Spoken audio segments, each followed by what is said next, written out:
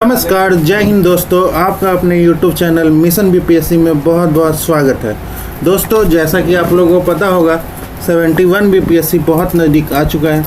अब हमें ज़्यादा से ज़्यादा मॉक टेस्ट और प्रीवियस ईयर पे कमेंट करना होगा।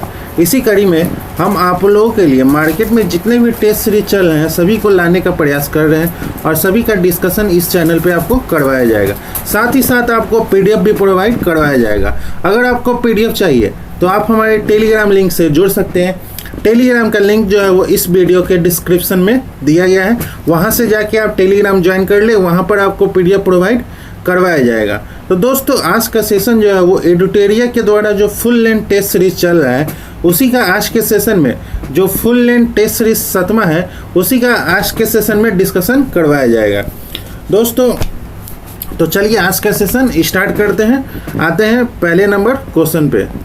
क्वेश्चन नंबर फर्स्ट, निम्नलिखित में से कौन सा सही बोल रहा है? निम्नलिखित में से कौन सा सही है? पहला जो है वो वॉशिंग मशीन और दूध से मक्खन निकालने का मशीन अभिकेंद्रीय बल पर क्रियाशील है। दूसरा बोल रहा है कार या बस वक्रीय पथ पर मुड़ते समय आवश्यक अभिकेंद्रीय बल टायर एवं सड़क की सतह से उत्पन्न घर्षण बल से प्राप्त होता है। ऑप्शन नंबर सी जो है वो ग्रहीय पिंडों की परिक्रमण गति में अप केंद्रीय बल प्रभावी होता है। चौथा जो बोल रहा है वो अप केंद्रीय बल जो है वो सदैव केंद्र की ओर होता है। पूछ रहा है इनमें से कौन सा सही है? तो इसका right answer option number B जो है वो सही है। कार या बस जो है वो वक्रीय पथ पर मुड़ते समय आवश्यक अभिकेंद्रीय बल टायर एवं सड़क की सतह से उत्पन्न घर्षण बल से प्राप्त होता है। अभिकेंद्रीय बल जो है वो अभिकेंद्रीय बल किसे कहते हैं? तो वृत्तीय पथ पर गतिशील पिंड पर कार्यरत विभिन्न बलों में एक बल की दिशा सदैव केंद्र की ओर होती है जिसे अभिकेंद्रीय बल कहा जाता है। इस बल के प्रभाव में वृत्तीय गति संभव नहीं होती है। वृत्तीय पथ पर गतिशील पिंड पर एक अभिकेंद्रीय त्वरण उत्पन्न होता है जिसकी दिशा केंद्र की ओर होती है। और अप केंद्रीय बल जो है वो वृत्तीय पथ पर गतिशील पिंड पर कार्यरत अभिकेंद्रीय बल की प्रतिक्रिया में उसके विपरीत दिशा में एक बल केंद्र के बाहर की ओर कार्यरत होता है। यह एक प्रकार का आभासी बल भी होता है जिसे अप केंद्रीय बल बोलते हैं। उदाहरण के लिए वॉशिंग मशीन, दूध से मक्खन बनाने वाली मशीन अप केंद्रीय बल पर क्रियाशील है। वॉशिंग मशीन और दूध से मक्खन निकालने की मशीन जो है वो अप केंद्रीय बल पर क्रियाशील है। और जो ग्रहीय पिंडों की परिक्रमा गति जो है वो अभिकेंद्रीय बल पर प्रभावी होती है। अब चलते हैं नेक्स्ट क्वेश्चन पे। क्वेश्चन नंबर सेकेंड, बस के अचानक आगे चलने पर उसमें खड़ा व्यक्ति जो है वो डैश गिरने लगता है। पीछे की ओर, आगे की ओर, पहले आगे तब पीछे की ओर या उपरोक्त में से कोई नहीं। तो इसका राइट आंसर ऑप्शन नंबर ए। जब बस के अचानक चलने पर उसमें खड़ा आदमी जो है वो अचानक से आगे की ओर, पीछे की ओर गिरने लगता है। अब चलते हैं नेक्स्ट क्वेश्चन पे। क्वेश्चन नंबर थर्ड, यदि पृथ्वी अपनी वर्तमान कोणीय चाल से 17 गुनी अधिक चाल से घूमने लगे तो भूमध्य रेखा पर पिंड का वजन जो है वो क्या हो जाएगा? 17 गुनी बढ़ जाएगी, शून्य हो जाएगी, 17 गुनी घट जाएगी या 34 गुनी बढ़ जाएगी? तो इसका राइट आंसर है ऑप्शन नंबर सी, बी, शून्य हो जाएगी। यदि पृथ्वी जो है वो अपनी वर्तमान कोणीय चाल से 17 गुनी अधिक चाल से घूमने लगे तो भूमध्य रेखा पर रखी हुई वस्तु का भार जो है वो शून्य हो जाएगा। अब चलते हैं नेक्स्ट क्वेश्चन पे। क्वेश्चन नंबर फोर्थ, गति को निम्नलिखित कथनों पर विचार करना। पहला जो है वो गति को सर्वप्रथम न्यूटन के द्वारा परिभाषित किया गया था और दूसरा जो है वो सापेक्षता का सिद्धांत जो है वो आइंस्टीन द्वारा दिया गया था। उपरोक्त में से कौन सा कथन जो है वो सही है? केवल एक, केवल दो, एक और दो दोनों, या ना तो एक ही ना है दो ही। तो इसका राइट आंसर है ऑप्शन नंबर बी, केवल दो जो है वो सही है। गति जो है वो गैलीलियो ने दूरबीन की सहायता से दूरस्थ खगोलीय देखकर उनकी गति का अध्ययन किया था। ऑप्शन नंबर पहला।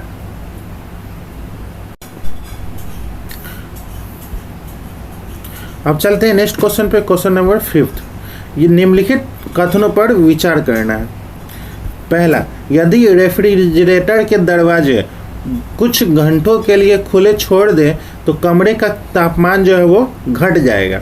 दूसरा जो है वो बर्फ़ का एक टुकड़ा पानी से लबालब भरे बीकर में तैर रहा है, जब पूरी बर्फ़ जो है वो पूरी पिघल जाए तब जल स्तर जो है वो बढ़ जाएगा। उपरोक्त में से कौन सा कथन जो है वो सही है? तो इसका राइट आंसर है ऑप्शन नंबर डी, ना तो एक ही ना ही दो ही। दोनों कथन जो है वो गलत है। तो यदि एक रेफ्रिजरेटर जो है वो मूल रूप से एक ऊष्मा इंजन है जो विपरीत दिशा में कार्य करता है, अर्थात रेफ्रिजरेटर जो है वो एक शीत क्षेत्र से तप क्षेत्र में ऊष्मा का स्थानांतरण करता है। फलस्वरूप रेफ्रिजरेटर का दरवाज़ा खुला रखने पर कमरा जो है वो गर्म हो जाएगा और उसका तापमान बढ़ जाएगा। रेफ्रिजरेटर के दरवाजे जो है वो खुले छोड़ने पर कमरे का तापमान घटेगा नहीं, कमरे का तापमान जो है वो बढ़ जाएगा। और दूसरा जो है वो बर्फ़ का घनत्व जो है वो पानी के घनत्व से कम होता है, इसलिए वो पानी पर तैरता है। इस दौरान वो अपने वजन के बराबर पानी को विस्थापित करता है, अतः पिघलने के बाद उसी आयतन में बदलती है जिसे उसने विस्थापित किया है, इसलिए जल स्तर जो है वो बढ़ेगा नहीं, सामान्य रहेगा। इसलिए दोनों उत्तर जो है इसका गलत है। अब चलते हैं नेक्स्ट क्वेश्चन पे, क्वेश्चन नंबर 6। निम्नलिखित में से कौन सा सही सुमेलित नहीं है?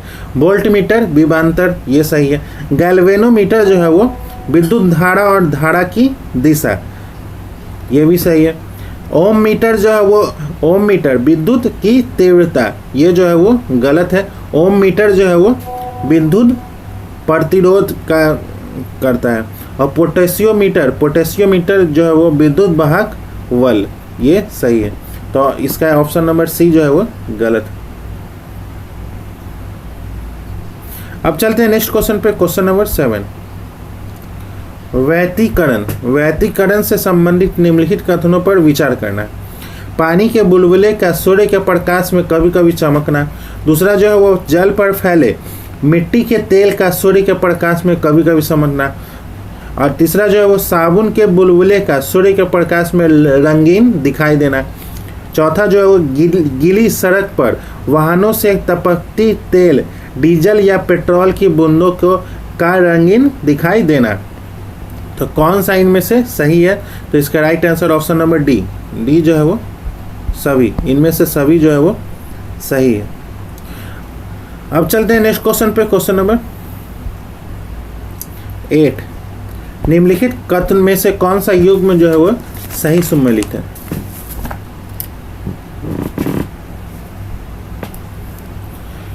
कौन सा सही सुमेलित है? नीला प्लस लाल जो है वो मैजेंटा होता है। नीला प्लस हरा प्लस सफ़ेद जो है वो टील। नीला प्लस लाल प्लस सफ़ेद जो है वो मौवे। और हरा प्लस नीला पीला होता है। तो इसमें से कौन सही योग में नहीं है? तो इसका right answer option number D जो है वो सही योग में नहीं है।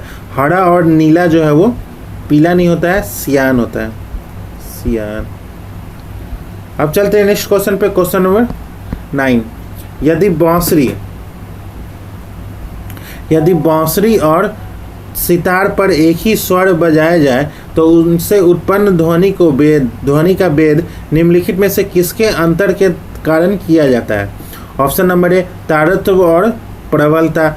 ऑप्शन नंबर बी ध्वनि गुणवत्ता। ऑप्शन नंबर सी केवल प्रबलता। ऑप्शन नंबर डी तारतम्य, प्रबलता और गुणता। तो इसमें से इसमें से राइट आंसर कौन है? तो इसका right answer option number B, ध्वनि गुणवत्ता। अब चलते हैं नेक्स्ट क्वेश्चन पे, क्वेश्चन नंबर 10। समुद्र का जल जो है वो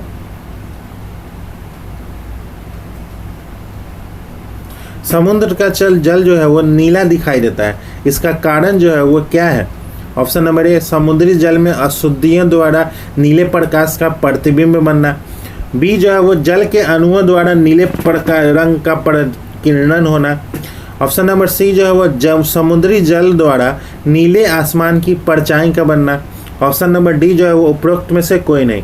तो इसका राइट आंसर है ऑप्शन नंबर बी, जल के अणुओं द्वारा नीले रंग का प्रकीर्णन होना। ऑप्शन नंबर बी जो है वो सही है।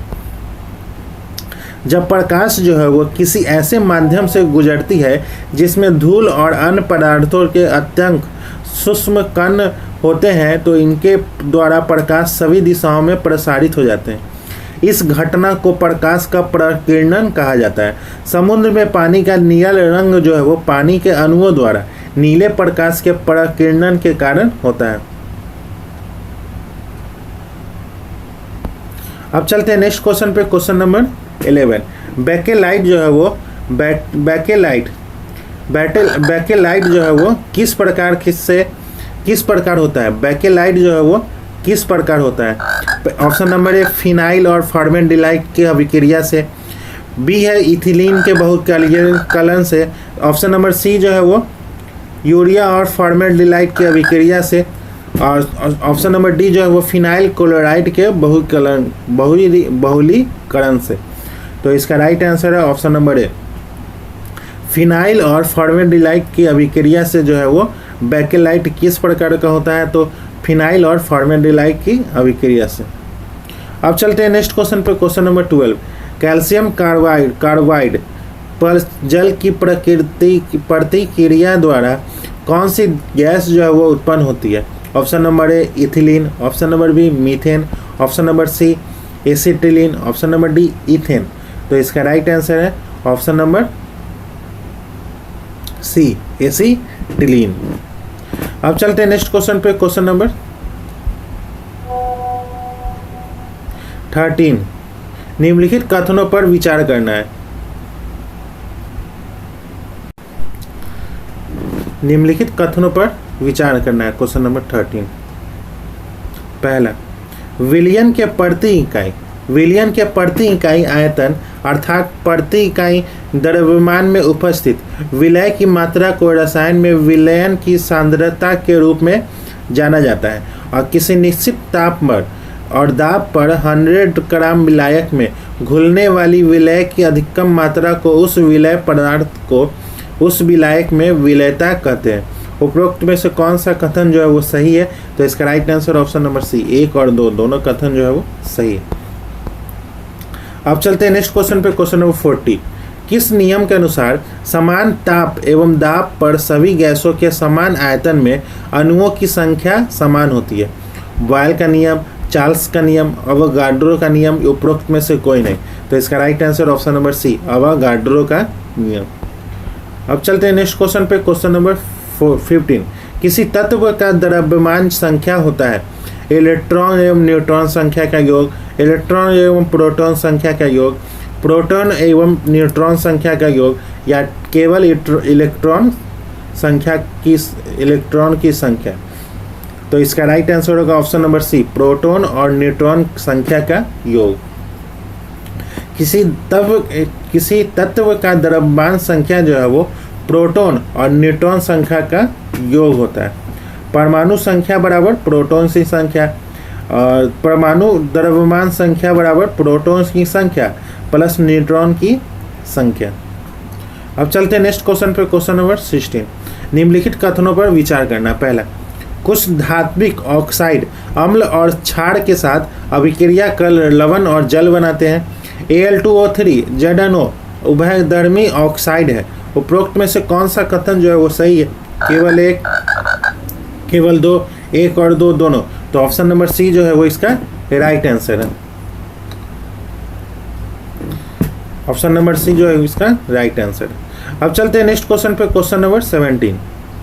धातु कर्म प्रक्रिया के अंतर्गत वायु की नियंत्रित मात्रा में सांद्रित अयस्क को गर्म करने की क्रिया जो है वो क्या कहलाती है? ऑप्शन नंबर ए भर्जन, ऑप्शन नंबर बी जो है वो प्रगलन, ऑप्शन नंबर सी निस्तापन, ऑप्शन नंबर डी जो है वो उपरोक्त में से कोई नहीं। तो इसका राइट आंसर है ऑप्शन नंबर भर्जन कहलाता है, या प्रगलन कहलाता है, या निष्पातन, या उपरोक्त में से कोई नहीं। तो इसका right answer option number A version. अब चलते हैं नेक्स्ट क्वेश्चन पे, क्वेश्चन नंबर 18। निम्नलिखित में से कौन सा तत्व जो है वो सबसे प्रबल अपचायक तत्व है जिसका घनत्व जो है वो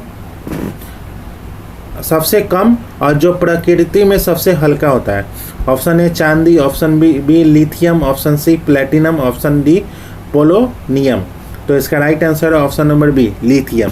सबसे कम घनत्व, सबसे हल्का एवं सबसे प्रबल अपचायक तत्व जो है वो लिथियम है। और जो है ये सबसे स्वर्ण प्लेटिनम को कहते हैं, सबसे स्वर्ण जो है वो प्लेटिनम को कहते हैं।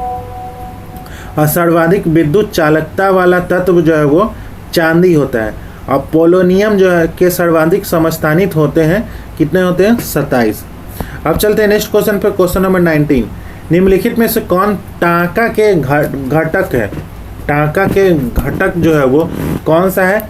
Cu Zn Sn Pv, और फिर Cu प्लस Zn प्लस वो Sn, और D जो है वो Cu प्लस Sn। तो इसका राइट आंसर है option number B Sn plus Pv। टांका के घटक जो है वो Sn प्लस Pv। अब चलते, अब पीतल जो है वो Cu प्लस Sn जो है वो पीतल होता है। और गन मेटल जो होता है वो Cu plus Zn plus Sn जो है वो ये गन मेटल होता है, गन मेटल। और Cu प्लस Sn जो है वो पीतल। और Cu प्लस Zn जो होता है वो Cu प्लस Zn जो होता है वो ये पीतल होता है। और Cu प्लस Sn जो होता है वो कांसा। अब चलते हैं नेक्स्ट क्वेश्चन पे, क्वेश्चन नंबर 20। प्रोड्यूसर गैस का निम्न में से कौन सा अवयव प्रमुख होता है? नाइट्रोजन और कार्बन मोनोऑक्साइड, या हाइड्रोजन और मोनोऑक्साइड, कार्बन मोनोऑक्साइड, मीथेन और कार्बन मोनोऑक्साइड, या नाइट्रोजन और कार्बन मोनोऑक्साइड?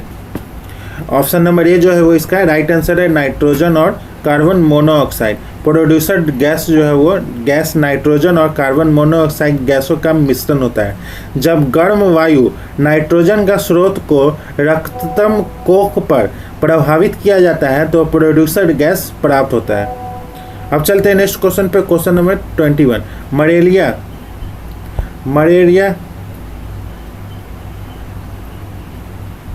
मलेरिया फैलाने के अलावा एनोफिलिया मच्छर इसके भी वाहक होते हैं। किसके वाहक होते हैं? डेंगू और फाइलेरिया। डेंगू और मस्तिष्क ज्वार और फाइलेरिया, उपरोक्त में से कोई नहीं। तो इसका right answer option number C मस्तिष्क ज्वार और फाइलेरिया।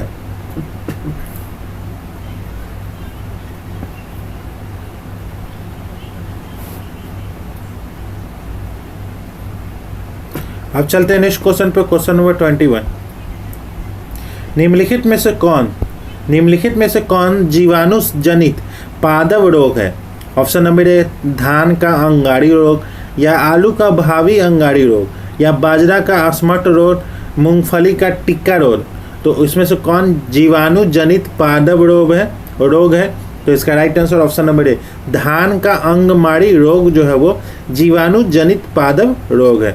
आलू का सैथिल रोग जो है वो आलू का वाट रोग, जो जीवाणु जनित रोग होता है वो आलू का सैथिल रोग होता है, धान का अंगमाड़ी रोग होता है, और गेहूं का टुंडरू रोग, ये सब जो होता है वो जीवाणु जनित होता है। और कवक जनित रोग जो होता है वो आलू का भावी अंगमाड़ी रोग, बाजरा का स्मट रोग, मूंगफली का टिक्का रोग, ये सब जो होता है वो कवक जनित रोग होता है। अब चलते हैं नेक्स्ट क्वेश्चन पे, क्वेश्चन नंबर 23। मानव हृदय में धड़कन का उद्गम जो होता है वो कहाँ होता है? Option number A sino atrial node, atrio ventricular node, bundle of His, उपरोक्त में से कोई नहीं। तो इसका right answer option number A sino atrial node. अब चलते हैं नेक्स्ट क्वेश्चन पे, क्वेश्चन नंबर 24। एंटीबॉडी का निर्माण किससे होता है? B lymphocyte, T lymphocyte, monocyte या प्लेटलेट्स? तो इसका राइट आंसर है option number B, option number A B lymphocyte. Antibody का निर्माण जो है वो किससे होता है? तो इसका right answer option number A B lymphocyte से जो है वो एंटीबॉडी का निर्माण होता है।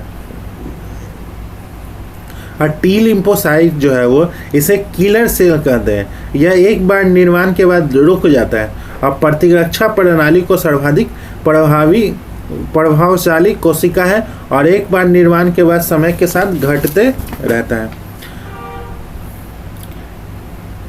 यह हमारे शरीर के जोड़ों को कठोर बनाता है। अब चलते हैं नेक्स्ट क्वेश्चन पे, क्वेश्चन नंबर 25। निम्नलिखित में से कौन कार्टिलेज से संबंधित नहीं है?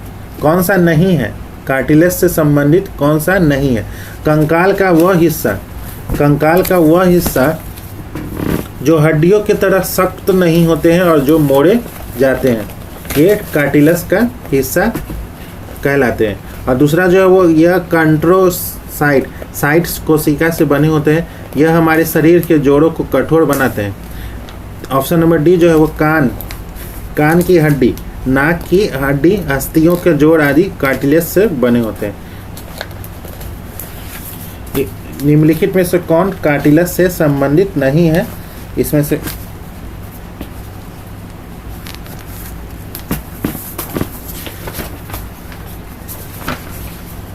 तो इसका राइट आंसर है ऑप्शन नंबर सी जो है वो यह हमारे शरीर के जोड़ों को कठोर बनाते हैं, ये संबंधित नहीं है। अब चलते हैं नेक्स्ट क्वेश्चन पे, क्वेश्चन नंबर 26। क्लोरोफिल से संबंधित निम्नलिखित कथनों पर विचार करना है। पहला, क्लोरोफिल जो है वो दृश्यमान प्रकाश स्पेक्ट्रम के नीले और लाल क्षेत्र के तरंगदैर्घ्य को अवशोषित करता है। दूसरा जो है वो क्लोरोफिल दृश्यमान स्पेक्ट्रम के हरे रंग को परावर्तित करता है, जिससे क्लोरोफिल एवं पत्ते का रंग जो है वो हरा दिखाई पड़ता है। तीसरा जो है वो क्लोरोफिल में मैग्नीशियम उस पर उपस्थित रहता है। तो इनमें से कौन सा कथन सही है? तो इसका आंसर होगा ऑप्शन नंबर डी, 1, 2 और तीनों कथन जो है वो सही है। अब चलते हैं नेक्स्ट क्वेश्चन पे, क्वेश्चन नंबर 27। वायुमंडलीय ऑक्सीजन को फेफड़ों में ग्रहण करना और शरीर के विभिन्न भागों से आई हुई कार्बन डाइऑक्साइड गैस को वायुमंडल में मुक्त करने की क्रिया को क्या कहते हैं? ऑक्सीशोषण, अनऑक्सीशोषण या श्वासोच्छ्वास या उपयुक्त सभी? तो इसका right answer option number C, श्वासोच्छ्वास। अब चलते हैं नेक्स्ट क्वेश्चन पे, क्वेश्चन नंबर 28। पुस्तक ओरिजिन ऑफ लाइफ किसने लिखी थी? AI यूरोपियन, JV लैंडमार्क, चार्ल्स डार्विन या उपरोक्त में से कोई नहीं। तो द ओरिजिन ऑफ लाइफ पुस्तक जो है वो AI यूरोपियन ने लिखी थी। AI यूरोपियन ने वर्ष 1924 में प्रस्तुत की थी। जीवों की उत्पत्ति के विषय में पदार्थवाद की परिकल्पना रूसी जैव रसायनविद AI यूरोपियन ने वर्ष 1924 में प्रस्तुत की थी। द ओरिजिन ऑफ लाइफ नामक पुस्तक में यूरोपियन ने मत व्यक्त किया कि जीवन की उत्पत्ति मूल अथवा आदि रस में कार्बन आधारित अणुओं के क्रमिक रासायनिक विकास के परिणाम स्वरूप हुई है। द ओरिजिन ऑफ स्पीसीज पुस्तक चार्ल्स डार्विन द्वारा लिखी गई है। यह पहली बार 1859 में प्रकाशित हुई थी। अब चलते हैं नेक्स्ट क्वेश्चन पर, क्वेश्चन नंबर 29। हाल ही में विकसित क्वांटम की डिस्ट्रीब्यूशन तकनीक का मुख्य उद्देश्य जो है वो क्या है? तो ऑप्शन नंबर बी, एन्क्रिप्टेड संचार के लिए उच्च सुरक्षा प्रदान करना। अब चलते हैं नेक्स्ट क्वेश्चन पे, क्वेश्चन नंबर 30। CRISPR केस 9 तकनीक का प्रयोग जो है वो मुख्यतः किस क्षेत्र में किया जाता है? तो इसका right answer option number B, जीव संपादन के क्षेत्र में किया जाता है। अब चलते हैं नेक्स्ट क्वेश्चन पे, क्वेश्चन नंबर 31 का ऑप्शन नंबर डी जो है वो इसका राइट आंसर है। अब क्वेश्चन नंबर 32 का ऑप्शन जो है वो बी जो है वो इसका राइट आंसर। क्वेश्चन नंबर 33 का ऑप्शन बी जो है वो इसका right answer. Question number 34 option B जो है वो इसका राइट आंसर। क्वेश्चन नंबर 35 का ऑप्शन नंबर बी जो है वो राइट आंसर। क्वेश्चन नंबर 36 का ऑप्शन सी जो है वो राइट आंसर। क्वेश्चन नंबर 37 का ऑप्शन बी जो है वो राइट आंसर। क्वेश्चन नंबर 38 का ऑप्शन नंबर बी जो है वो राइट आंसर। क्वेश्चन नंबर 39 का ऑप्शन सी जो है वो राइट आंसर। क्वेश्चन नंबर 40 का ऑप्शन नंबर डी जो है वो right answer. Question number 41 DRDO द्वारा हाल ही में गौरव नामक लंबी दूरी के ग्लाइड बम का सफल परीक्षण किया गया है। इसके संबंध में निम्नलिखित कथनों पर विचार करना है।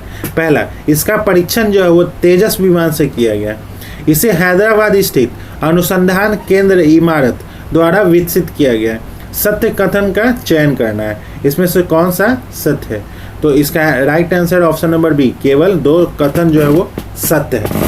जो DRDO द्वारा गौरव नामक लंबी दूरी का ग्लाइड बम का परीक्षण किया गया है, इसे तेजस विमान से परीक्षण नहीं किया है। इसे सुखोई 30 MKI लड़ाकू विमान से लंबी दूरी के ग्लाइड बम गौरव का पहला परीक्षण किया गया, न कि तेजस से। तो पहला गलत। अब चलते हैं नेक्स्ट क्वेश्चन पे, क्वेश्चन नंबर 42। पैंट सिर जो है वो वायु रक्षा प्रणाली के लिए भारत ने किस देश के साथ समझौता किया है? USA, इजराइल, फ्रांस या रूस? तो इसका राइट आंसर होगा ऑप्शन नंबर डी, रूस के साथ समझौता किया है। पैंट सिर वायु रक्षा प्रणाली ऐसा प्लेटफॉर्म है जिसे अहम सैन्य और औद्योगिक केंद्रों को हवाई खतरों से बचाने और वायु रक्षा इकाइयों को मजबूत बनाने के लिए बनाया गया है। भारत ने रूस से मुख्य रूप से S-400 ट्रायम्फ वायु रक्षा प्रणाली खरीदी है। इसके अलावा भारत ने ईगला S मिसाइलें भी खरीदी है जो कम दूरी की वायु रक्षा के लिए है। अब चलते हैं क्वेश्चन नंबर 43।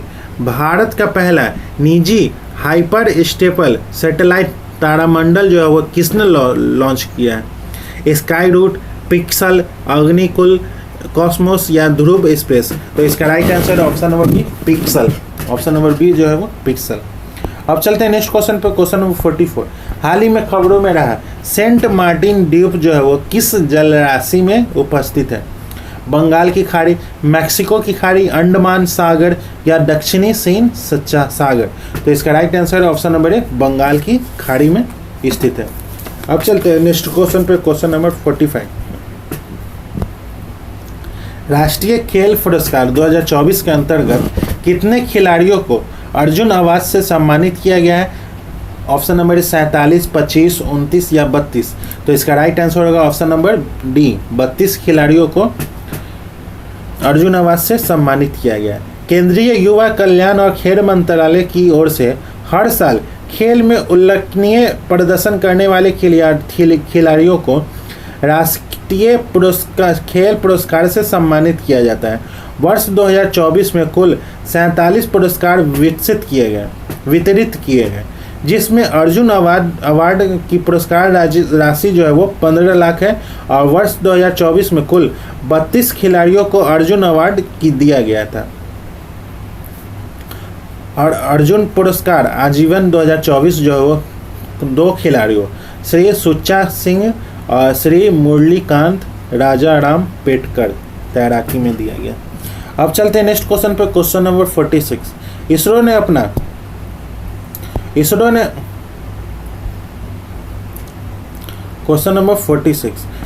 अपने 100वें मिशन को डैश से प्रक्षेपित किया है और इससे डैश उपग्रह में भेजा गया है। तो इसरो ने अपना 100वां मिशन जो है वो GSLV F-15 से प्रक्षेपित किया है और इसे NVS-02 उपग्रह अंतरिक्ष में भेजा। ऑप्शन नंबर डी जो है वो इसका राइट आंसर है। अब चलते हैं क्वेश्चन नंबर 47। ऑपरेशन ओलिविया का उद्देश्य जो है वो क्या है? ऑपरेशन ओलिविया का उद्देश्य जो है वो option number B, olive ridley कछुओं के रेस्क्यू हेतु किया जा रहा है। अब चलते हैं क्वेश्चन नंबर 48। सितंबर 2025 में नई दिल्ली में आयोजित होने वाले विश्व पैरा एथलेटिक्स चैंपियन शुभंकर का नाम जो है वो क्या रखा गया है? विराज, गौरैया, विनायक या वैभव? तो इसका right answer option number A, Viraj. अब चलते हैं नेक्स्ट क्वेश्चन पे, क्वेश्चन नंबर 49। ऑपरेशन MEDMAX किसके द्वारा चलाया जा रहा है? इंटरपोल या CBI, NCB या WHO? तो इसका राइट आंसर है ऑप्शन नंबर सी, NCB के द्वारा MEDMAX के तहत और अंतर्राष्ट्रीय एजेंसियों के समन्वय से नार्कोटिक्स कंट्रोल ब्यूरो ने एशिया, उत्तरी अमेरिका, यूरोप और ओशिनिया के 10 से अधिक देशों में संचालित एक अंतर्राष्ट्रीय ड्रग कार्टेल को ध्वस्त कर दिया है। अब चलते हैं नेक्स्ट क्वेश्चन पे, क्वेश्चन नंबर 50। बिमस्टेक कैंसर क्षमता निर्माण कार्यक्रम के संबंध में निम्नलिखित कथनों पर विचार करना है। पहला जो है वो विदेश मंत्रालय परमाणु ऊर्जा विभाग द्वारा बिमस्टेक देशों के लिए बिमस्टेक कैंसर क्षमता निर्माण कार्यक्रम आयोजित किया गया है और इसके पहले चरण का शुभारंभ एम्स दिल्ली से किया गया है। इसमें कितने कथन जो है वो सही है? तो इसका राइट आंसर ऑप्शन नंबर ए, केवल एक कथन जो है वो सही है, पहला वाला। अब पहले चरण का शुभारंभ जो है वो DAE सचिव डॉक्टर A.K. मोहंती ने किया है, जिसके अंतर्गत बिमस्टेक देश के 21 प्रतिभागी को रेडिएशन ऑन्कोलॉजी, न्यूक्लियर मेडिसिन और रेडियोलॉजी में 60 सप्ताह के कार्यक्रम से प्रशिक्षित किया जाएगा। और ये जो है वो एम्स दिल्ली में नहीं किया गया है, मुंबई के टाटा मेमोरियल सेंटर में किया गया है। पहले चरण का शुभारंभ 7 जुलाई 2025 को। अब चलते हैं नेक्स्ट क्वेश्चन पे, क्वेश्चन नंबर 51। लोक संवर्धन पर्व किस मंत्रालय के द्वारा आयोजित किया जा रहा है? तो इसका right answer option number C, अल्पसंख्यक कार्य मंत्रालय। अब चलते हैं नेक्स्ट क्वेश्चन पे, क्वेश्चन नंबर 52। सक्षम आंगनवाड़ी और एवं पोषण 2.0 के संबंध में निम्नलिखित कथनों पर विचार करना है। इसका एक उद्देश्य देश के मानव पूंजी विकास में योगदान देना है। महिला एवं बाल विकास मंत्रालय ने इस योजना के कार्यान्वयन हेतु परिचालन दिशा निर्देश जारी किए हैं।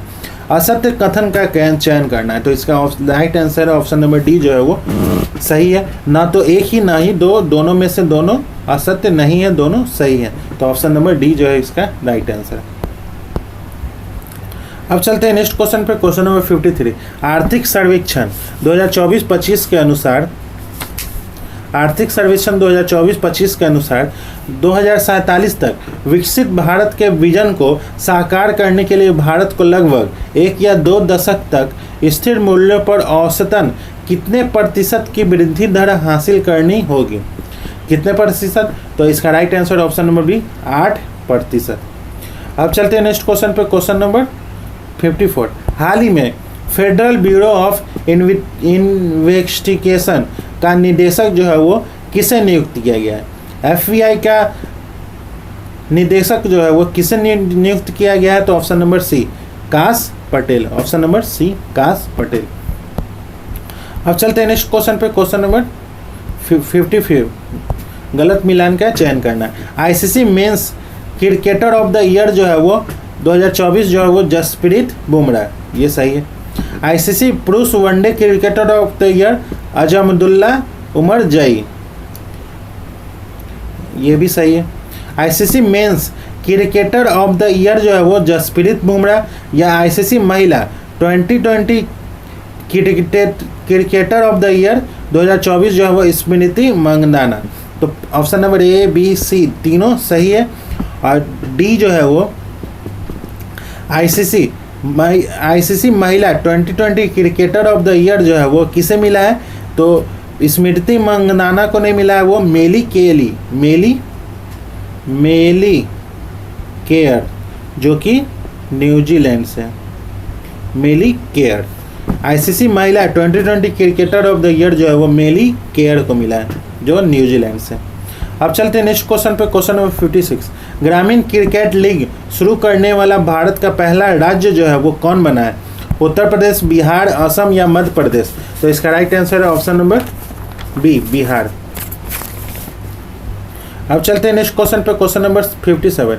भू भारती पोर्टल का संबंध जो है वो निम्नलिखित में से किससे है? भू भारती पोर्टल का संबंध जो है वो निम्नलिखित में से किससे है? जल शक्ति मंत्रालय या असम सरकार, तेलंगाना सरकार या केंद्रीय कोयला मंत्रालय? तो इसका right answer option number C, Telangana सरकार। अब चलते हैं पचमा, क्वेश्चन नंबर 58। 25वां संघाई सहयोग संगठन शिखर सम्मेलन 2025 का आयोजन कहाँ किया गया था? कजाकिस्तान, किर्गिस्तान, चाइना या उज्बेकिस्तान? तो ऑप्शन नंबर सी जो है वो चाइना। एससीओ का 25वां संस्करण 31 अगस्त और 1 सितंबर को तियानजिन चीन में होगा। कजाकिस्तान के अस्थाना में 24वां संस्करण आयोजित किया गया था। एससीओ की स्थापना जो है वो 15 जून 2001 को हुई थी। मुख्यालय जो है वो बीजिंग है। कुल देश जो है वो 10वां देश जो बना है वो बेलारूस और 9वां देश जो बना है वो ईरान। अब चलते हैं क्वेश्चन नंबर 59। तालिबान सरकार को आधिकारिक रूप से मान्यता प्रदान करने वाला पहला देश जो बना है वो कौन बना है? तो इसका right answer option number A, Russia बना है। अब चलते हैं नेक्स्ट क्वेश्चन पे, क्वेश्चन नंबर 60। एलन मार्क्स ने हाल ही में किस नाम से अपनी राजनीतिक पार्टी बनाई है? तो इसका राइट आंसर है American party, option number B, American party. निम्नलिखित कथनों पर विचार करना है, क्वेश्चन नंबर 61। अमित घोष को 2024 के प्रतिष्ठित इरा असमान पुरस्कार से सम्मानित किया गया है। वाइल्ड फिक्शन अमिताभ घोष द्वारा लिखित पुस्तक है। सत्य कथन का चयन करना है। तो इसमें से right answer option number C, 1 और 2 दोनों कथन जो है वो सही है। अब चलते हैं क्वेश्चन नंबर 62। हरित इस्पात वर्गीकरण प्रणाली के संबंध में निम्नलिखित कथनों पर विचार करना है। पहला जो वो चीन के बाद हरित इस्पात वर्गीकरण प्रणाली जारी करने वाला विश्व का दूसरा देश बन गया है। हरित इस्पात की परिभाषा के अनुसार प्रति टन तैयार इस्पात में CO2 उत्सर्जन 2.2 टन से कम है। कार्बन उत्सर्जन के आधार पर इसमें रेटिंग प्रणाली तय की गई है जिसकी समीक्षा प्रत्येक 3 वर्ष में की जाएगी। राष्ट्रीय माध्यमिक इस्पात प्रौद्योगिकी संस्थान इसके लिए नोडल एजेंसी घोषित करेगी। उपरोक्त में से कितने कथन सही हैं? तो इसका right answer option number C, 3 कथन जो है वो सही है। पहला कथन जो है वो गलत है। भारत हरित इस्पात वर्गीकरण प्रणाली जारी करने वाला पहला देश बना, न कि दूसरा देश बना, पहला देश बना। अब चलते हैं नेक्स्ट क्वेश्चन पे, क्वेश्चन नंबर 63। गंगा नदी डॉल्फिन की पहली सैटेलाइट टैगिंग किस राज्य में की गई है? बिहार में, असम में, उत्तर प्रदेश या पश्चिम बंगाल? तो इसका राइट आंसर है ऑप्शन नंबर बी, असम में। अब चलते हैं नेक्स्ट क्वेश्चन पे, क्वेश्चन नंबर 64। बिहार सरकार की मनरेगा के तहत पोषण वाटिका पहल के संबंध में निम्नलिखित कथनों पर विचार करना है। पहला जो है वो छात्रों को कुपोषण से बचाने के उद्देश्य से बिहार के सभी सरकारी स्कूलों में पोषण वाटिका स्थापित की जाएगी। दूसरा जो है वो चयनित स्कूलों में हैंडपंप और 4 दीवारी जैसी बुनियादी सुविधाएं होना अनिवार्य है। तीसरा जो है वो पोषण वाटिका में आंवला, नींबू, अमरूद, जामुन, आम आदि के साथ सब्जियों के पौधे भी लगाए जाएंगे। तो इसका राइट, इसमें से कितने कथन जो सही है? तो इसका right answer option number B, दूसरा तीसरा कथन जो है वो सही है। हाल ही में बिहार में मनरेगा के तहत प्रत्येक प्रखंड के एक स्कूल में पोषण वाटिका बनाने का निर्णय लिया गया है। बिहार सरकार ने ग्रामीण क्षेत्रों के सरकारी स्कूल में पढ़ने वाले छात्रों को कुपोषण से बचाने और उन्हें पौष्टिक भोजन उपलब्ध कराने के उद्देश्य से पोषण वाटिका स्थापित करने का निर्णय लिया है ग्रामीण छात्रों को। अब चलते हैं नेक्स्ट क्वेश्चन पे, क्वेश्चन नंबर 65। अखिल भारतीय पीठासीन अधिकारी का 50वां सत्र जो है वो किस स्थान पर आयोजित किया गया है? रांची, पटना, नई दिल्ली, लखनऊ। तो ऑप्शन नंबर बी जो है इसका राइट आंसर है पटना। अब चलते हैं नेक्स्ट क्वेश्चन पे, क्वेश्चन नंबर 66। लोकसभा अध्यक्ष ओम बिरला ने संसद में 6 मई भाषाओं ने अनुवाद सेवाओं के विस्तार की घोषणा की है। इसमें बिहार की कौन सी भाषा को शामिल किया गया है? तो ऑप्शन नंबर सी मैथिली को। अब चलते हैं next question, question number 67। Bihar के किस जिले में मिशन कर्मयोगी कार्यशाला का आयोजन किया गया है? तो ऑप्शन नंबर ए गया जी में। 7 जनवरी 2025 को बिहार के गया जी में बिपाड द्वारा मिशन कर्मयोगी कार्यशाला का आयोजन किया गया है। अब चलते हैं नेक्स्ट क्वेश्चन पे, क्वेश्चन नंबर 68। महावीर मंदिर न्याय समिति पटना के संस्थापक सचिव डैश का हाल ही में निधन हो गया है। तो इसका right answer option number A Acharya Kishore Kunal. अब चलते हैं नेक्स्ट क्वेश्चन पे, क्वेश्चन नंबर 69। निम्नलिखित में से कौन कथन पर विचार करना है? पहला, पटना में एशिया का पहला डॉल्फिन अनुसंधान केंद्र बनाया गया है। दूसरा जो है वो यह केंद्र जो है वो गंगा डॉल्फिन के व्यवहार, जीवन शैली, आदतों और मृत्यु के कारणों का शोध करेगा। तीसरा जो है वो गंगा डॉल्फिन IUCN की लाल सूची में गंभीर रूप से संकटग्रस्त श्रेणी में है। गलत उत्तर का पहचान करना, इसमें से कौन सा गलत है? तो ऑप्शन नंबर सी तीसरा जो है वो गलत है। IUCN के रेड लिस्ट में है, न कि लाल सूची में नहीं है। राष्ट्रीय डॉल्फिन अनुसंधान का निर्माण पटना विश्वविद्यालय परिसर में लॉ कॉलेज घाट पर 4400 वर्ग मीटर में क्षेत्र में किया जाएगा। इस केंद्र का उद्देश्य जो है वो गंगा डॉल्फिन के संरक्षण और अध्ययन के लिए वैज्ञानिक अनुसंधान को बढ़ावा देना है। यह एशिया का पहला डॉल्फिन अनुसंधान केंद्र है और गंगा डॉल्फिन के अलावा अन्य जलीय जीवों पर भी शोध करेगा। यह केंद्र जो है वो गंगा डॉल्फिन के व्यवहार, क्रियाकलाप, आदतों और मृत्यु के कारण पर शोध करेगा। यह मगरमच्छों, कछुओं, ऊदबिलाव और विभिन्न देशी और प्रवासी पक्षियों पर भी अध्ययन करेगा। यह केंद्र जो है वो मछुआरों को डॉल्फिन संरक्षण के बारे में जागरूकता पैदा करने और मछली पकड़ते समय डॉल्फिन की सुरक्षा सुनिश्चित करने के लिए प्रशिक्षित करेगा। भारत सरकार ने 2009 में गंगा डॉल्फिन को राष्ट्रीय जलीय जीव घोषित किया है। इसके संरक्षण और संवर्धन के प्रयासों को बढ़ावा मिला है।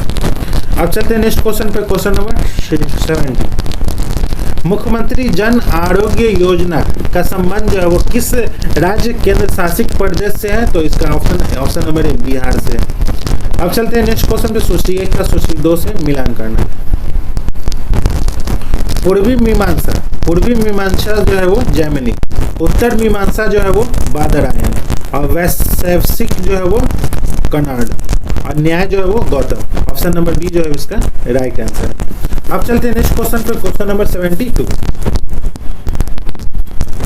गौतम बुद्ध के पूर्व जन्मों से जुड़ी जातक कथाओं का संबंध जो है वो विनय पिटक में, अभिधम्म पिटक से है, सूत पिटक से है या सूत पिटक के खुद निकाय से है? तो इसका राइट आंसर है ऑप्शन नंबर बी सूत पिटक के खुद निकाय से है। अब चलते हैं नेक्स्ट क्वेश्चन पे, क्वेश्चन नंबर 73। निम्नलिखित कथनों पर विचार करना। पहला, शुंग राजवंश की राजधानी जो है वो प्रयागराज थी। और दूसरा जो है भड़हुत स्तूप का निर्माण शुंग वंश के संस्थापक पुष्यमित्र शुंग के द्वारा करवाया गया था। उपरोक्त में से कौन सा कथन जो है वो सही है? तो इसका right answer option number B. केवल 2 कथन जो है वो सही है। शुंग शासकों ने अपनी राजधानी जो है वो विदिशा में स्थापित की थी, न कि प्रयागराज में। पहला जो है वो गलत। अब चलते हैं नेक्स्ट क्वेश्चन पे, क्वेश्चन नंबर 74। सूची 1 का सूची 2 से मिलान करना है। राजवंश है और संस्थापक है। सातवाहन राजवंश के संस्थापक जो है वो सिमुक है। कन्नव राजवंश के संस्थापक जो है वो वासुदेव है। वाकाटक राजवंश के संस्थापक जो है वो विंध्य शक्ति है। पल्लव के सिंह विष्णु है। तो इसका राइट आंसर है ऑप्शन नंबर ए। 4 3 1 2। अब चलते हैं नेक्स्ट क्वेश्चन पे, क्वेश्चन नंबर 75। कथन और कारण। यूनानियों, कथन, यूनानियों के बाद भारत आने वाले दूसरे विदेशी जो है वो लोग शक थे। दूसरा जो है वो कारण, शक लोग भारत मुख्य रूप से धन प्राप्ति के उद्देश्य से आए थे। तो इसका right answer option number C. A सही है पर आर जो है वो गलत है। मौर्यों के पतन के बाद भारत पर सफल विदेशी आक्रमण का एक श्रृंखला प्रारंभ हो गया था। इस दृष्टि से हिंद यूनानी भारत पर आक्रमण कर अपना राज्य स्थापित करने वाले पहले विदेशी थे। यूनानियों के बाद भारत आने वाले दूसरे जो थे वो शक थे। शक मूलतः मध्य एशिया के निवासी थे और चारागाह की खोज में भारत आए थे, न कि धन प्राप्ति के लिए। अब चलते हैं नेक्स्ट क्वेश्चन पे, क्वेश्चन नंबर 76। सन 627 ईस्वी में डैश नामक व्यक्ति के कश्मीर में कारकोट वंश हिंदू वंश की स्थापना की थी। कौन किया था? तो इसका राइट आंसर है ऑप्शन नंबर बी, दुर्लभ वर्धन। अब चलते हैं नेक्स्ट क्वेश्चन पे, क्वेश्चन नंबर 77। नवरोज उत्सव को प्रारंभ करने वाला सुल्तान जो था वो कौन था? बलबन, इल्तुतमिश, अलाउद्दीन खिलजी या सिकंदर लोदी? तो इसका राइट आंसर ऑप्शन नंबर ए, बलबन। सूची 1 का सूची 2 से मिलान करना है। सल्तनत कालीन मंत्री और विभाग। बरीद ए मुमालिक जो है वो गुप्तचर विभाग था और दीवान ए खैरात दान विभाग। दीवान ए अर्ज जो है वो सैन्य विभाग और दीवान ए मुश्त खराज जो है वो वित्त विभाग थे। तो इसका right answer option number C. दास विभाग का प्रभारी मंत्री जो है वो दीवान ए बंदगान के नाम से जाना जाता है।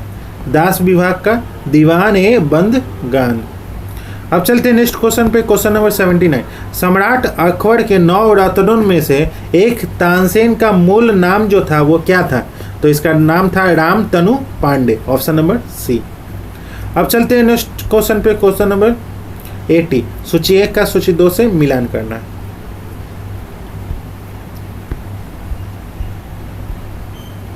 मुगल कालीन साहित्य है और लेखक है।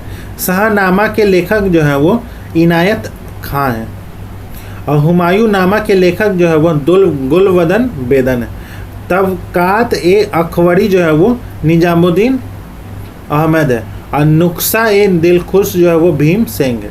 ऑप्शन नंबर सी जो है वो इसका राइट आंसर। 4 2 1 3। अब चलते हैं नेक्स्ट क्वेश्चन पे, क्वेश्चन नंबर 81। मुगल शासकों, निम्नलिखित में से मुगल शासकों पर विचार करना। शाहजहां और जहांगीर, अकबर और औरंगजेब। तो इसका राइट आंसर है ऑप्शन नंबर बी, 3 2 1 4। अकबर जो है वो 1556 से 1605 और जहांगीर जो है वो 16 से 5 से 1628। जहांगीर जो है वो 16 से 5 से 1628 और अकबर जो है वो 1556 से 1628। और उसके बाद होता है शाहजहां। शाहजहां जो है वो 1628 से 1658 और औरंगजेब जो होता है वो 1658 से 1707। तो ऑप्शन नंबर इसका बी जो है वो राइट है। अब चलते हैं नेक्स्ट क्वेश्चन पे, क्वेश्चन नंबर 82। सूची 1 का सूची 2 से मिलान करना। फ्रांसीसी ईस्ट इंडिया कंपनी जो है वो 1664। डच ईस्ट इंडिया कंपनी जो है वो 1602। स्वीडिश ईस्ट इंडिया कंपनी जो है वो 1731 और डेनिश ईस्ट इंडिया कंपनी जो है वो 1616। तो इसका right answer option number B, 3 1 4 2। अब चलते हैं नेक्स्ट क्वेश्चन पे, क्वेश्चन नंबर 83। सिख संप्रदाय में खालसा पंथ की स्थापना जो है वो किसके द्वारा की गई थी? खालसा पंथ की स्थापना जो है वो किसके द्वारा की गई थी? तो ऑप्शन नंबर सी, गुरु गोविंद सिंह के द्वारा की गई थी। बक्सर, क्वेश्चन नंबर 84, बक्सर का प्रसिद्ध युद्ध जो है वो अंग्रेजी सेना का कमांडर जो है वो उस समय कौन था? तो इसका right answer option number B, Hector Munro. Buxar का युद्ध जो है वो 1764 ईस्वी में भारत के भाग्य को निर्धारित करने वाला युद्ध था। इस युद्ध में अंग्रेजी ईस्ट इंडिया कंपनी की सेना ने एक साथ 3 बड़ी भारतीय शक्ति को संयुक्त रूप से पराजित किया था। भारत की संयुक्त सेना में बंगाल, अवध और मुगल सेना शामिल थी। इस युद्ध में जो अंग्रेजों की सेना का कमांडर जो था वो हेक्टर मुनरो था। अब चलते हैं नेक्स्ट क्वेश्चन पे, क्वेश्चन नंबर 85। बंगाल के निम्नलिखित गवर्नर जनरलों पर विचार करना है। तो इसका राइट आंसर है option number A, D, A, C, B. Lord Wellesley था, उसके बाद सर जॉर्ज बार्लो था, उसके बाद लॉर्ड मिंटो प्रथम था, उसके बाद लॉर्ड हेस्टिंग था। अब चलते हैं नेक्स्ट क्वेश्चन पे, क्वेश्चन नंबर 86। लॉर्ड मेयो ने डैश में 1872 में मेयो कॉलेज की स्थापना की थी। कहाँ की थी? तो इसका right answer option number D, Ajmer में। अब चलते हैं क्वेश्चन नंबर 87, निम्नलिखित कथनों पर विचार करना है। बंगाल विभाजन 1905 के पश्चात एंड्रू फ्रेजर का पूर्वी बंगाल का लेफ्टिनेंट गवर्नर बनाया गया था। दूसरा जो वायसराय लॉर्ड वर्जन के काल में 1904 में सहकारी उधार समिति अधिनियम बनाया गया था। उपरोक्त में से कितने कथन सही हैं? तो ऑप्शन नंबर बी, केवल दूसरा कथन जो है वो सही है। लॉर्ड कर्जन द्वारा सन 1905 में बंगाल को 2 भागों में विभाजित किया गया था, पूर्वी और पश्चिमी बंगाल। पूर्वी बंगाल का मुख्यालय जो वो ढाका में बनाया गया था और लेफ्टिनेंट गवर्नर के रूप में बैमफील्ड फुलर को वहाँ नियुक्त किया गया था। पूर्वी बंगाल में एंड्रू फ्रेजर नहीं थे, वो बैमफील्ड फुलर को बनाया गया था, जबकि पश्चिम बंगाल का लेफ्टिनेंट गवर्नर जो है वो एंड्रू फ्रेजर। पूर्वी बंगाल को नहीं, ये पश्चिम बंगाल का बनाया गया था एंड्रू फ्रेजर को। अब पूर्वी बंगाल का बैमफील्ड फुलर को बनाया गया था। अब चलते हैं क्वेश्चन नंबर 88। 10 मई 1857 को दिन मेरठ की पैदल सैन्य टुकड़ी डैश से 1857 की क्रांति की शुरुआत हुई थी। तो इसका right answer option number C, 20वीं नेटिव इन्फेंट्री। चेरो विद्रोह, क्वेश्चन नंबर 89। चेरो विद्रोह का नायक जो था वो कौन था? तो इसका right answer option number D, Bhukan Singh था। अब चलते हैं क्वेश्चन नंबर 90। सूची 1 का सूची 2 से मिलान करना है। कांग्रेस पर की गई टिप्पणी और सूची 2 में टिप्पणी करण है। तो इसका कांग्रेस का सम्मेलन 3 दिनों का तमाशा है, कौन बोला था? तो अश्वनी कुमार दत्त। और कांग्रेस क्षय रोग से मर रही है, कौन बोला था? तो अरविंद घोष। कांग्रेस के लोग जो है वो पदों के भूखे राजनीतिज्ञ हैं, तो ये बोला था बंकिम चंद्र चटर्जी। कांग्रेस जो है वो लॉर्ड डर्फिन के दिमाग की उपज है, लाला लाजपत राय। तो इसका right answer option number C, D, B, A, C. अब चलते हैं नेक्स्ट क्वेश्चन पे, क्वेश्चन नंबर 91। कथन और कारण। कथन, 19वीं सदी के सामाजिक धार्मिक आंदोलन के कारण भारत का आधुनिकीकरण हुआ था। कारण जो है वो सामाजिक धार्मिक आंदोलनों के मूल में बुद्धिवत वैज्ञानिक दृष्टिकोण और अन्य ऐसे विचार थे जो आधुनिकता के आधार पर माने जाते थे। तो इसका राइट आंसर ऑप्शन नंबर ए और आर दोनों सही है और आर एक ही सही व्याख्या करता है। अब चलते हैं नेक्स्ट क्वेश्चन पे, क्वेश्चन नंबर 92। कांग्रेस अधिवेशन के अध्यक्षीय संबोधन के दौरान जिस कांग्रेस अध्यक्ष ने हिंदी भाषी के लिए रोमन लिपि लागू करने की वकालत की थी? तो इसका right answer option number C, Subhash Chandra Bose. सूची 1 का सूची 2 से मिलान करना है। Hindustan republic association, Sachindra Sanyal. मित्र मेला जो है वो VD Savarkar. Indian republic army जो है वो सूर्य सेन और अभिनव भारत जो है वो अरविंद घोष। तो इसका right answer Hindustan republic association Sachindra Sanyal है, इंडियन रिपब्लिक आर्मी जो है वो सूर्य सेन है और अभिनव भारत जो है वो वीडी सावरकर है।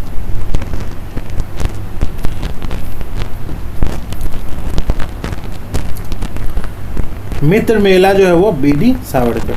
तो इसका राइट आंसर है ऑप्शन नंबर सी। अब चलते हैं नेक्स्ट क्वेश्चन पे, क्वेश्चन नंबर 90।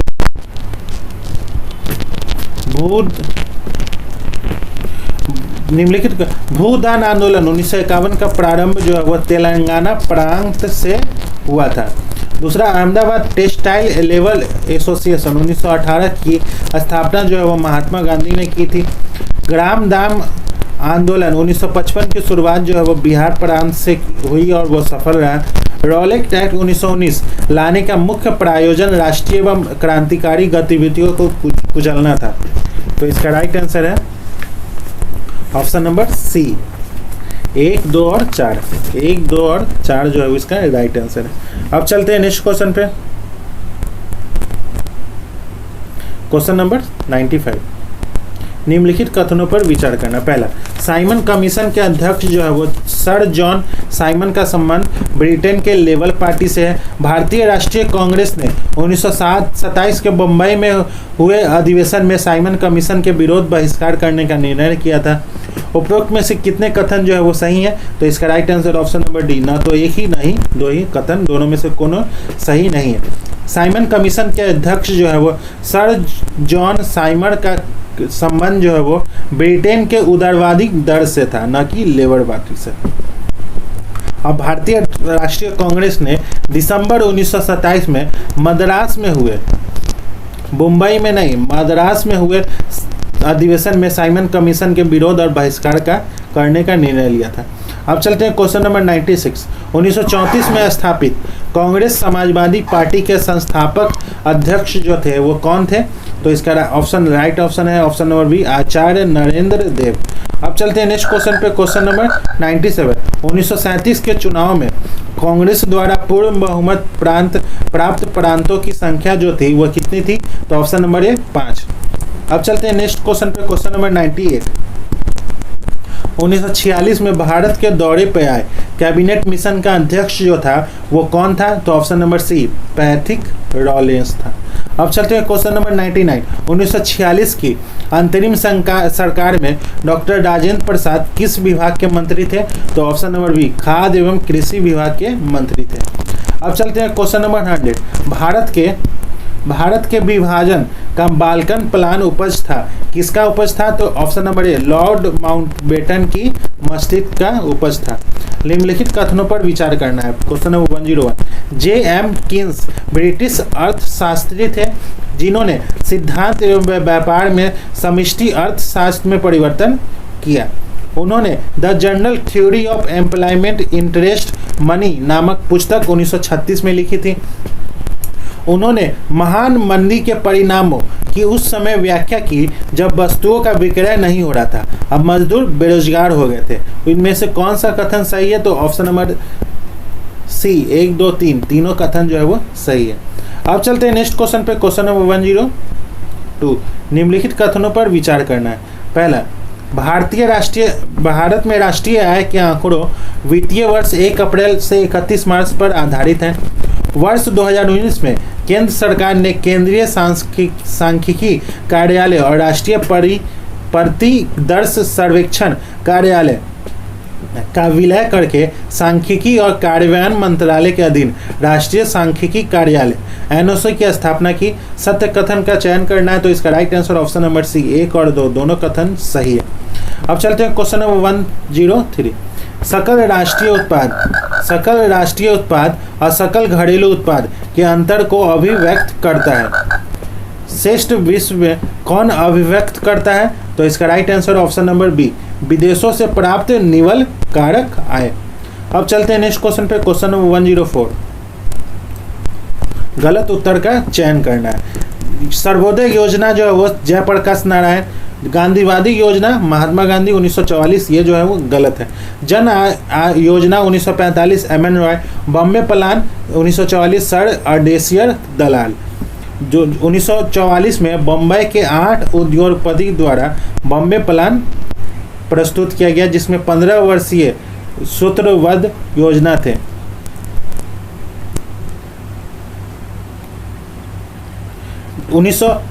दूसरा जो है वो गलत है। 1944 में भारत सरकार ने नियोजन एवं विकास विभाग नामक नया विभाग खोला है। इसी वर्ष श्रीमन नारायण अग्रवाल ने गांधीवाद योजना बनाई थी, न कि महात्मा गांधी ने। अब चलते हैं नेक्स्ट क्वेश्चन पे, क्वेश्चन नंबर 105। आयात भारत निर्यात आयात बैंक की स्थापना जो है वो किस पंचवर्षीय योजना के दौरान की गई थी? तो इसका राय पांचवी पंचवर्षीय योजना, या छठी पंचवर्षीय योजना, या सातवीं पंचवर्षीय योजना, या आठवीं पंचवर्षीय योजना? तो इसका right answer option number B, छठी पंचवर्षीय योजना। अब चलते हैं नेक्स्ट क्वेश्चन पे, क्वेश्चन नंबर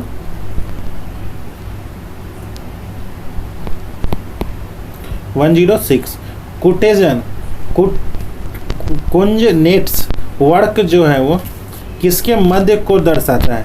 तो इसका राइट आंसर ऑप्शन नंबर ए, आर्थिक विकास और आय असमानता के मध्य को दर्शाता है। अब चलते हैं नेक्स्ट क्वेश्चन पे, क्वेश्चन नंबर 107। निम्नलिखित कथनों पर विचार करना है।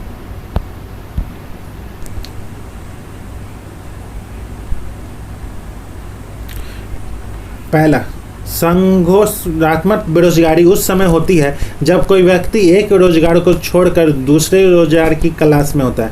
चक्रीय और संरचनात्मक बेरोजगारी के योग को बेरोजगारी की प्राकृतिक दर कहते हैं।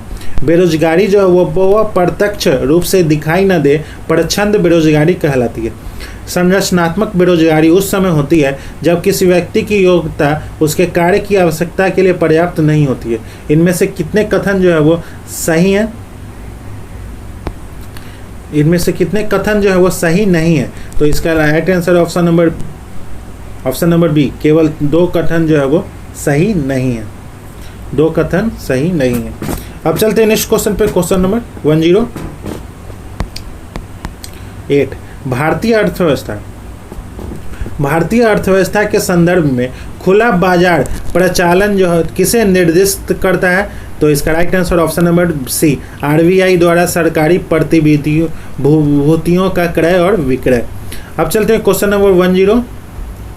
निम्नलिखित कथनों में से भारत में आयकर के संबंध में निम्न कथनों पर विचार करना है।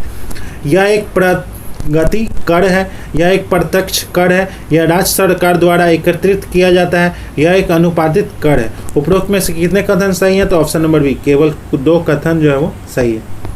अब चलते हैं क्वेश्चन नंबर 110। निस्पंद स्फीति की स्थिति में निम्नलिखित में कौन सी विशेषता पाई जाती है?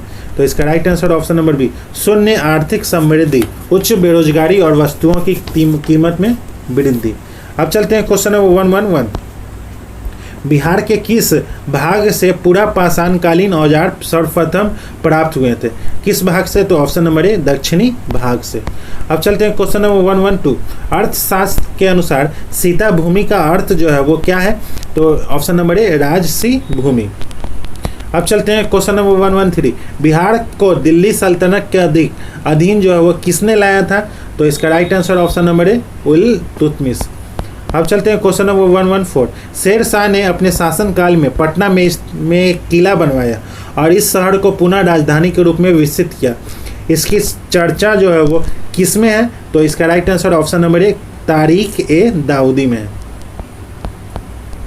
अब चलते हैं क्वेश्चन नंबर 115। बिहार प्रांतीय कांग्रेस का दूसरा अधिवेशन जो है वो किसके प्रयास से आयोजित हुआ था? तो इसका right answer option number B, Shri Deep Narayan Singh के प्रयासों से आयोजित हुआ था। अब चलते हैं नेक्स्ट क्वेश्चन पे, क्वेश्चन नंबर 116। निम्नलिखित कथनों पर विचार करना है और सही उत्तर का चयन करना है। भारतीय राष्ट्रीय कांग्रेस का 27वां अधिवेशन जो है पटना साहिब में आयोजित हुआ था। बिहारी छात्र सम्मेलन का 16वां अधिवेशन जो है वो हजारीबाग में आयोजित हुआ था। बिहार के प्रमुख समाचार पत्र बिहारी के संपादक बाबू महेश्वर प्रसाद थे। तो इसमें से कितने कथन सही हैं? तो ऑप्शन नंबर बी और सी जो है वो सही है। भारतीय राष्ट्रीय कांग्रेस का 27वां अधिवेशन 1912 में पटना के बांकीपुर में हुआ था, न कि पटना साहिब में। पहला जो है वो गलत।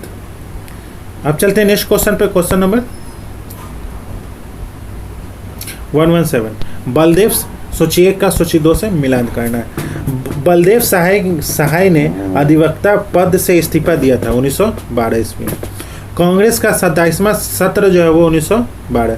कांग्रेस का 53वां सत्र जो है वो 1940। बिहार के विभाजन की घोषणा जो है वो 1911। तो इसका राइट आंसर ऑप्शन नंबर ए। अब चलते हैं नेक्स्ट क्वेश्चन पे, क्वेश्चन नंबर 118। बिहार के राजगीर परगना के किस स्थानीय नेता ने 1857 के आंदोलन में खुद को राजा घोषित किया था? तो option number B Haider Ali Khan. अब चलते हैं क्वेश्चन नंबर 119। नवंबर में बड़हिया मुंगेर में जमींदारों द्वारा बटाईदारों को बेदखल करने के प्रयासों के खिलाफ किसने बड़ा आंदोलन चलाया था? अखिल भारतीय किसान सभा, भारतीय राष्ट्रीय कांग्रेस, बिहार किसान सभा या अखिल भारतीय राज्य जनसेवा? तो ऑप्शन नंबर सी जो है वो बिहार किसान सभा इसका राइट आंसर है। अब चलते हैं नेक्स्ट क्वेश्चन पे, क्वेश्चन नंबर 120। 2011 की जनगणना के अनुसार शहरी साक्षरता दर के घटते क्रम में व्यवस्थित जिलों के सही अनुक्रम की पहचान करना है। तो इसका right answer option number B Kaimur, Patna और मुंगेर। कैमूर, पटना और मुंगेर। अब चलते हैं नेक्स्ट क्वेश्चन पे, क्वेश्चन नंबर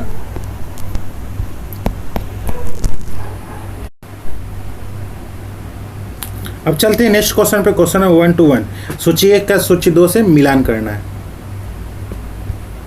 पाइराइट्स जो है वो कहाँ पाए जाते हैं? पाइराइट्स जो है वो रोहतास में, गैलेना जो है वो बांका में, और सोना जो है वो जमुई में, और एवेस्टेज जो है वो मुंगेर में। तो इसका right answer option number C है। अब चलते हैं नेक्स्ट क्वेश्चन पे, question number 122। Question number 122।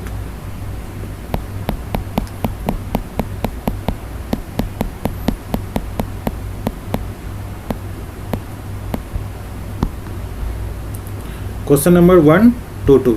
Bihar में प्रवेश करने के बाद सोन नदी जो है वो अंततः गंगा नदी में विलीन होने से पहले कितने जिलों को पार करती है? 4 जिलों, 5 जिलों, 6 जिलों या 7 जिलों? तो ऑप्शन नंबर बी जो है वो 5 जिलों को। अब चलते हैं नेक्स्ट क्वेश्चन पे, क्वेश्चन नंबर 123।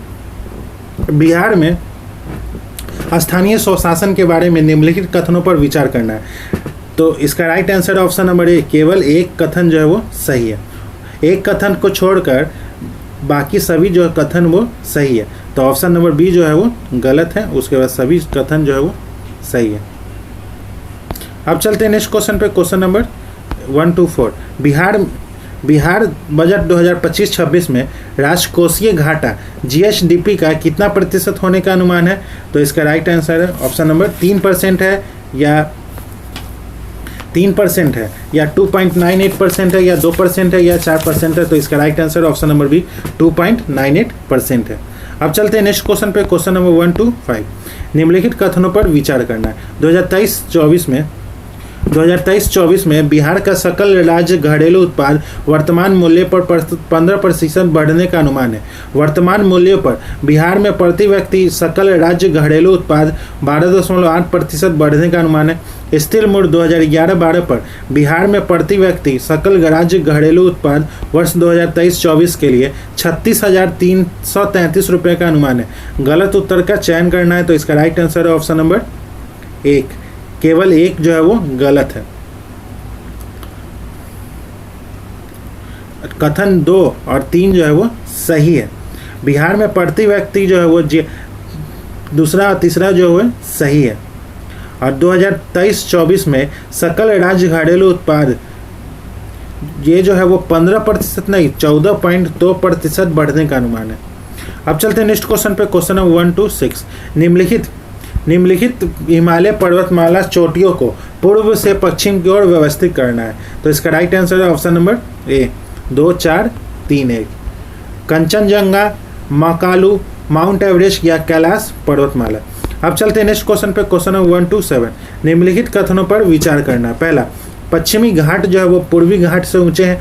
दूसरा, तापी नदी सतपुड़ा और विंध्य पर्वतमाला के बीच एक दलार घाटी से होकर बहती है। उपयुक्त कथनों में से कौन सा कथन जो है वो गलत है? तो इसका ऑप्शन नंबर बी केवल 2 कथन जो है वो गलत है।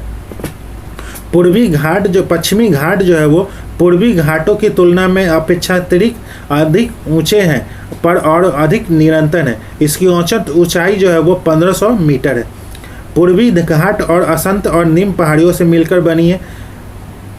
ताप्ती नदी जो है वो सतपुड़ा पर्वतमाला के दक्षिण से बहती है और अरब सागर में गिरती है।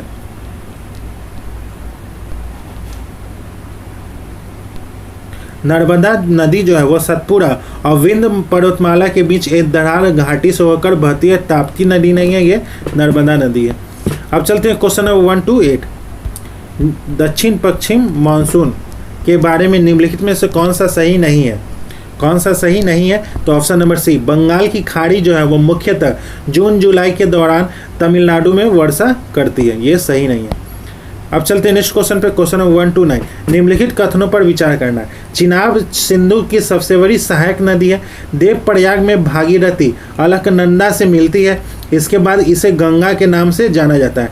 गांधी सागर बांध जो है वो चंबल नदी पर बनाया गया है। इसमें से कितने कथन जो है वो सही है? तो ऑप्शन नंबर डी, 1, 2 और तीनों कथन जो है वो सही है।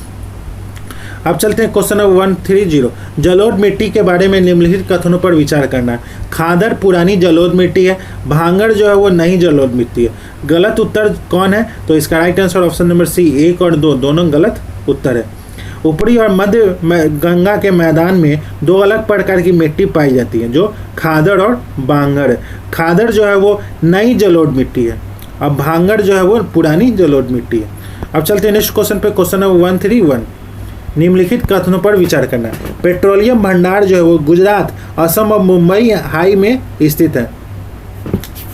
मुंबई हाई में स्थित है। और सिंहभूम जिले में नोमाडी और गुआ तांबे के अयस्क की खदानें हैं। तीसरा जो मैग्नीज भंडार जो है वो मुख्य रूप से धारवाड़ प्रणाली से जुड़ा है। तो इसका राइट आंसर है ऑप्शन नंबर सी, केवल 1 और 3 जो है वो सही है। सिंहभूम जिला जो है वो नोमाडी और गुआ लौ अयस्क की खदानों से है, न कि तांबा अयस्क। अब चलते हैं नेक्स्ट क्वेश्चन पे, क्वेश्चन नंबर 132। किस वैज्ञानिक को उच्च उपज वाली गेहूं की किस्में को विकसित करने का श्रेय दिया जाता है, जिन्होंने भारत की हरित क्रांति में योगदान दिया है? तो इसका राइट है option number B, Norman Borlaug. अब चलते हैं नेक्स्ट क्वेश्चन पे, क्वेश्चन नंबर 133। शीतोष्ण चक्रवात किस प्रकार के वाताग्र से संबंधित है? गर्म या ठंडा वाताग्र से। सही विकल्प चुनना है। तो इसका right answer option number C, 1 और 2 दोनों कथन सही है। अब चलते हैं नेक्स्ट क्वेश्चन पे, क्वेश्चन नंबर 134। निम्नलिखित कथनों पर विचार करना है। भार कम करने वाले कच्चे माल का उपयोग करने वाले उद्योग कच्चे माल वाले क्षेत्रों के पास स्थित होते हैं। 1854 में पहली बार कपास मिल मुंबई में स्थापित की गई थी। राउरकेला इस्पात संयंत्र 1959 में जर्मनी के सहयोग से स्थापित किया गया है। सही उत्तर का चयन करना है, तो ऑप्शन नंबर डी, 1, 2 और 3 तीनों कथन जो है वो सही है। अब चलते हैं नेक्स्ट क्वेश्चन पे, क्वेश्चन नंबर 135। निम्नलिखित युग्मों का सही मिलान करना है। घटना और कारण। कोरियोलिसिस बल जो है वो पृथ्वी का घूर्णन। ऋतुएं जो है पृथ्वी की परिक्रमा और झुकाव। और विष्णु जो है वो सूर्य भूमध्य रेखा के ठीक ऊपर। सही उत्तर का चयन करना है, तो ऑप्शन नंबर ए जो है वो सही है। 1, 2, 3। अब चलते हैं नेक्स्ट क्वेश्चन पे, क्वेश्चन नंबर 136। समुद्र तल फैलाव की अवधारणा जो है वो किसने प्रस्तावित की थी? Alfred Wegener, Harry Hess. A और बी दोनों या उपरोक्त में से कोई नहीं, तो ऑप्शन नंबर बी जो है वो हैरी हेस। अब चलते हैं नेक्स्ट क्वेश्चन पे, क्वेश्चन नंबर 137। निम्नलिखित में से कौन सी जेट स्ट्रीम भारत में पश्चिमी विक्षोभ से निकटता से जुड़ी है? तो इसका राइट आंसर है ऑप्शन नंबर ए, उष्ण कटिबंधीय पश्चिमी जेट। Question number 138। अगुलास धारा जो है वो किस महासागर में पाई जाती है? तो इसका राइट आंसर है ऑप्शन नंबर बी, हिंद महासागर में पाई जाती है। अब चलते हैं क्वेश्चन नंबर 139। निम्नलिखित में से किस देश की तट रेखा विश्व में सबसे बड़ी है? किस देश की है? तो ऑप्शन नंबर बी, कनाडा की। अब चलते हैं क्वेश्चन नंबर 140। निम्नलिखित में से कौन सा जल डमरू मध्य अफ्रीका को एशिया से अलग करता है? कौन सा करता है? तो ऑप्शन नंबर ए, बाब अल मंडेब जल डमरू मध्य। जिब्राल्टर जो है वो अफ्रीका को यूरोप से अलग करता है। पाक जल डमरू मध्य जो है वो भारत और श्रीलंका के बीच है। बोस्पोरस जल डमरू मध्य जो है वो तुर्की में है, जो काला सागर को मरमरा सागर से जोड़ता है। अब चलते हैं नेक्स्ट क्वेश्चन पे, क्वेश्चन नंबर 141। भारत में एक लोक सेवा आयोग का गठन किस अधिनियम के द्वारा किया गया था? तो इसका right answer option number C, 1919 का भारत शासन अधिनियम। अब चलते हैं क्वेश्चन नंबर 142। निम्नलिखित कथनों पर विचार करना है। भारत के संविधान सभा की रचना हेतु संविधान सभा का विचार सर्वप्रथम स्वराज पार्टी द्वारा प्रस्तुत किया गया था। हैदराबाद रियासत का कोई भी प्रतिनिधि संविधान सभा में सम्मिलित नहीं हुआ था। उपरोक्त में से कितने कथन सही हैं? तो ऑप्शन नंबर सी 1 और 2 दोनों कथन सही है। अब चलते हैं नेक्स्ट क्वेश्चन पे। क्वेश्चन नंबर 143 सूची 1 का सूची 2 से मिलान करना है। एकल नागरिकता जो है वो ब्रिटेन से लिया गया है और मजबूत केंद्र के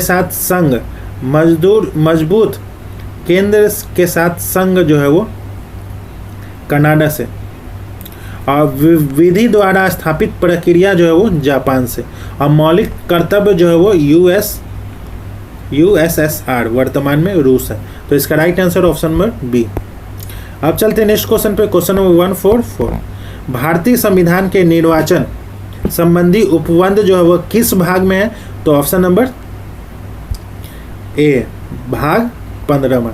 अब चलते हैं नेक्स्ट क्वेश्चन पे। क्वेश्चन नंबर 145 दोहरी दोष सिद्धि से संरक्षण का मूल अधिकार किस श्रेणी का मूल अधिकार है? तो ऑप्शन नंबर बी स्वतंत्रता का अधिकार है। अब चलते हैं नेक्स्ट क्वेश्चन पे। क्वेश्चन नंबर 146 संविधान के अनुच्छेद 323A के प्रावधानों के अनुपालन में केंद्रीय प्रशासनिक अधिकरण का गठन वर्ष डैश में किया गया था? 1966, 1978, 1985 या 1993? तो इसका राइट आंसर है ऑप्शन नंबर सी 1985 में किया गया था। कैट का अध्यक्ष जो है वो उच्च न्यायालय के कार्यरत या सेवानिवृत्त न्यायाधीश होते हैं।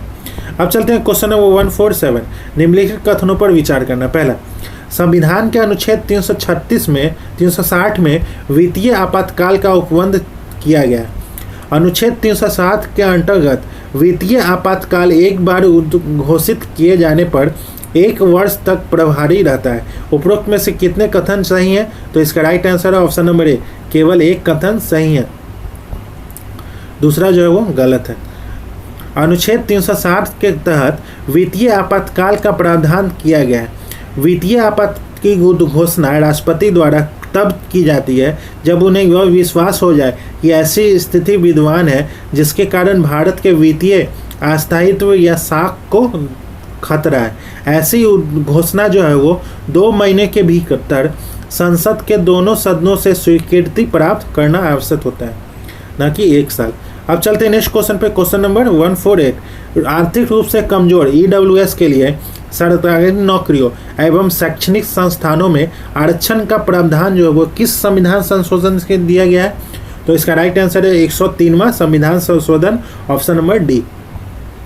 अंतरराज्यीय परिषद का अध्यक्ष जो है वो कौन होता है? राष्ट्रपति, प्रधानमंत्री, गृह मंत्री या राज्यसभा के सभापति अर्थात उपराष्ट्रपति? तो इसका right answer option number B प्रधानमंत्री।